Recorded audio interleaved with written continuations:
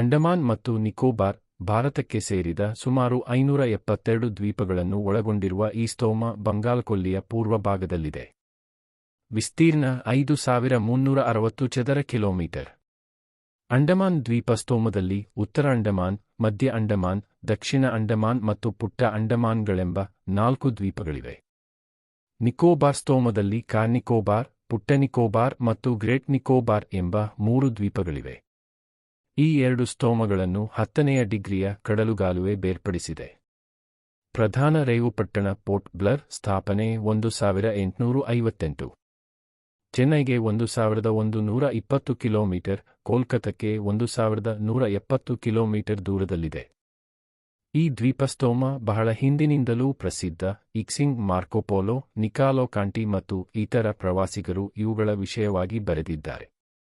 1789 ರಲ್ಲಿ captain ಆರ್ಕಿಬಾಲ್ಡ್ blur ಎಂಬುವನು ಇಲ್ಲಿ British ವಸಾಹತುವನ್ನು ಸ್ಥಾಪಿಸಿದ. ಬಹಳ ಕಾಲ ಈ ದ್ವೀಪಗಳು ದುಷ್ಕರ್ಮಿಗಳ, ಕೊಲೆಪಾತಕಿಗಳ ಮತ್ತು ರಾಜಕೀಯ ಬಂದಿಗಳ ನಿವಾಸವಾಗಿದ್ದವು. 1858 ರಲ್ಲಿ ಜಾರಿಗೆ ಬಂದ ಬಂದಿಗಳ ರವಾನೆಯ ಕಾನೂನು 1945 ರಲ್ಲಿ ರದ್ದಾಯಿತು. 1942 ರಲ್ಲಿ ಜಪಾನರು ಈ ದ್ವೀಪವನ್ನಾಕ್ರಮಿಸಿದರು. 1956 ರಿಂದ ಈಚೆಗೆ ಇದು ಭಾರತದ ಕೇಂದ್ರಾಡಳಿತ ವ್ಯವಸ್ಥೆಗೆ ಒಳಪಟ್ಟಿದೆ. ಈ ದ್ವೀಪಗಳು ಬೆಟ್ಟಗುಡ್ಡಗಳಿಂದ ತುಂಬಿವೆ. ಇವು ಹೆಚ್ಚಾಗಿ ಹವಳ ದ್ವೀಪಗಳು. ಇದರಿಂದಾಗಿ ಭೂಮಿಯ ಮೇಲೈ ಲಕ್ಷಣ ಬಹಳ ವ್ಯತ್ಯಾಸಗೊಂಡಿದೆ. ಉತ್ತರ ದಕ್ಷಿಣಾಭಿಮುಖವಾಗಿ ಹಬ್ಬಿರುವ 304.5 ರಿಂದ 762 ಮೀಟರ್ ಎತ್ತರದ ಬೆಟ್ಟಗಳು ಮತ್ತು ಅವುಗಳ ಮಧ್ಯೆ ಉಂಟಾಗಿರುವ ಕಣಿವೆಗಳು ಮೇಲೆ ಲಕ್ಷಣದ ವೈಶಿಷ್ಟ್ಯ. ಕರಾವಳಿಯಲ್ಲಿ ಅನೇಕ ಕೊಲ್ಲಿಗಳಿವೆ. ಅವುಗಳಲ್ಲಿ ಮುಖ್ಯವಾದವು ಪ್ಲೇರ್, ಕಾಲ್ಪಾಂಗ್, ಕಾಲಾರ ಮತ್ತು ಕಾಂಗೋ. ನದಿಗಳೆಲ್ಲ ಸಣ್ಣವು. ಮಳೆಗಾಲದಲ್ಲಿ ಮಾತ್ರ ಇವುಗಳಲ್ಲಿ ಪ್ರವಾಹ ಬರುವುದುಂಟು. ಇಲ್ಲಿನ ವಾಯುಗುಣ ಸಾಗರಿಕ ಉಷ್ಣವಲಯದ ಮಾದರಿಯದು. ಸರಾಸರಿ ಸಾಪೇಕ್ಷ ಆರ್ದ್ರತೆ 80%. ವಾರ್ಷಿಕ ಮಳೆ ಉತ್ತರ ಭಾಗದಲ್ಲಿ 75 ಮಿಲಿಮೀಟರ್, ದಕ್ಷಿಣ ಭಾಗದಲ್ಲಿ 120 ಮಿಲಿಮೀಟರ್. ಇಲ್ಲಿನ ಸಸ್ಯವರ್ಗದಲ್ಲಿ ಪ್ರಧಾನವಾದವು ದಟ್ಟವಾದ ಉಷ್ಣವಲಯದ ಕಾಡುಗಳು, ನಿತ್ಯಹರಿದ್ವರ್ಣದ, ಚಳಿಗಾಲದಲ್ಲಿ ಎಲೆಯುದುರುವ ಮತ್ತು ಮ್ಯಾಂಗೋ ಎಂಬ ಜಾತಿಯ ಮರಗಳಿಂದ ತುಂಬಿ ಎಲ್ಲೆಡೆ ಹಬ್ಬಿವೆ. ನಿತ್ಯಹರಿದ್ವರ್ಣದ ಕಾಡುಗಳು ನದಿ ಕಣಿವೆಗಳಲ್ಲಿಯೂ ಬೆಟ್ಟಗಳ ಮೇಲ್ಭಾಗದಲ್ಲಿಯೂ ಕಾಣಬರುವವು. ಬೆಟ್ಟಗಳ ಇಳಿಜಾರುಗಳಲ್ಲಿ ಮತ್ತು ತಗ್ಗು ಪ್ರದೇಶಗಳಲ್ಲಿ ಅಗಲವಾದ ಎಲೆಯುಳ್ಳ ಮರಗಳು ಬೆಳೆಯುತ್ತವೆ. ಮ್ಯಾಂಗೋ ಕಾಡುಗಳು ಕರಾವಳಿಯಲ್ಲಿ ಹೆಚ್ಚು. ಅವಲಂಬಿಸಿದ್ದೇ ಪಗಳ ಆರ್ಥಿಕ ಸಂಪತ್ತು ಅರಣ್ಯ, ಮೀನುಗಾರಿಕೆ ಮತ್ತು ವಸಾಯಗರಕ್ಕೆ ಹೆಚ್ಚಾಗಿ ಬೆಳೆಯಲವಕಾಶವಿದ್ದರೂ ಈಗ ಇಲ್ಲಿನ ಜನರ ಅವಶ್ಯಕತೆಯನ್ನು ಮಾತ್ರ ಪೂರೈಸುವಷ್ಟಿದೆ. ಶಿಕ್ಷೆ ವಿಧಿಸಲ್ಪಟ್ಟ ಅಪರಾಧಿಗಳ ನೆಲೆಸುನಾಡಾದಾಗಲೇ ಇಲ್ಲಿ ಭೂ ವ್ಯವಸಾಯ ಪ್ರಾರಂಭವಾಯಿತು. ಈಗ ಕೇವಲ 1% ಭೂಮಿಯನ್ನು ಕೃಷಿಗೆ ಉಪಯೋಗಿಸಲಾಗುತ್ತಿದೆ.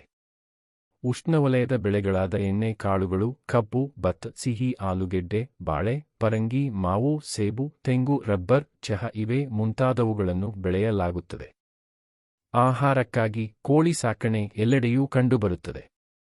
ಮರ ಕಡಿಯುವುದು ಮತ್ತು ಮರ ಕೊಯ್ಯುವ ಕಾರ್ಖಾನೆಗಳಲ್ಲಿ ಕೆಲಸ ಮಾಡುವುದು ಜನರ ಮುಖ್ಯ ಉದ್ಯೋಗ.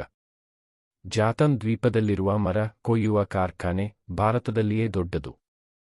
ಪೋರ್ಟ್ ಬೇರ್ನಲ್ಲಿ ಒಂದು ಬೆಂಕಿಪೊಟ್ಟಣದ ಕಾರ್ಖಾನೆ ಇದೆ. ವಿವಿಧ ಕೈಗಾರಿಕೆಗಳ ಬೆಳವಣಿಗೆಗೆ ಇಲ್ಲಿ ಸಾಕಷ್ಟು ಅನುಕೂಲಗಳಿವೆ. ಸುಮಾರು 400 ಹಳ್ಳಿಗಳಿವೆ. ಈ ದ್ವೀಪಸ್ತೋಮದಲ್ಲಿ ಪೋರ್ಟ್ ಬ್ಲೇರ್ ಒಂದೇ ಜನನಿಬಿಡವಾದ ಪಟ್ಟಣ. 1951-61 ರ ಅವಧಿಯಲ್ಲಿ ಪೂರ್ವ ಬಂಗಾಳದಿಂದ ನಿರಾಶ್ರಿತರನ್ನು ಇಲ್ಲಿ ನೆಲೆಸುವಂತೆ ಮಾಡಿದುದರಿಂದ ಜನಸಂಖ್ಯೆ 105ಕ್ಕೆ ಹೆಚ್ಚಿತು. ಸ್ಥಳೀಯ ಬುಡಕಟ್ಟಿನ ಒಟ್ಟು ಜನಸಂಖ್ಯೆ 20,000ಕ್ಕೂ ಹೆಚ್ಚಾಗಿದೆ. ಇದು ಒಟ್ಟು ಜನಸಂಖ್ಯೆಯ 25%ರಷ್ಟಿದೆ. ಇಲ್ಲಿನ ಜಾರಾವಾಸ್, ಒಂಗೇಸ್, ಅಂಡಮಾನೀಸ್ ಮತ್ತು ಸೆಂಟಿನಲೀಸ್ ಪಂಗಡದವರು ಪ್ರಪಂಚದ ಅತ್ಯಂತ ಪುರಾತನ ಜನಾಂಗಗಳಿಗೆ ಸೇರಿದವರು. ದಟ್ಟವಾದ ಕಾಡುಗಳು, ಅನಾಗರಿಕ ಜನ ಪ್ರವೇಶಿಸಲು ಅಸಾಧ್ಯವಾದ ಭೂಸ್ಥಿತಿ ಇವುಗಳಿಂದ ಈ ದ್ವೀಪಗಳು ಮುಖ್ಯವಾಗಿ ವಿಚಿತ್ರವಾದೊಂದು ಅಸ್ತಿತ್ವವನ್ನು ಪಡೆದಿವೆ. ಇತ್ತೀಚಿನವರೆಗೆ ಈ ದ್ವೀಪಗಳು ದಂಡನೆಗೊಳಗಾದ ಅಪರಾಧಿಗಳನ್ನಿಡುವ ಸ್ಥಳವಾಗಿದ್ದವು. ಇಂದು ಭಾರತ ಒಕ್ಕೂಟದ ಒಂದು ಭಾಗವಾಗಿದೆ.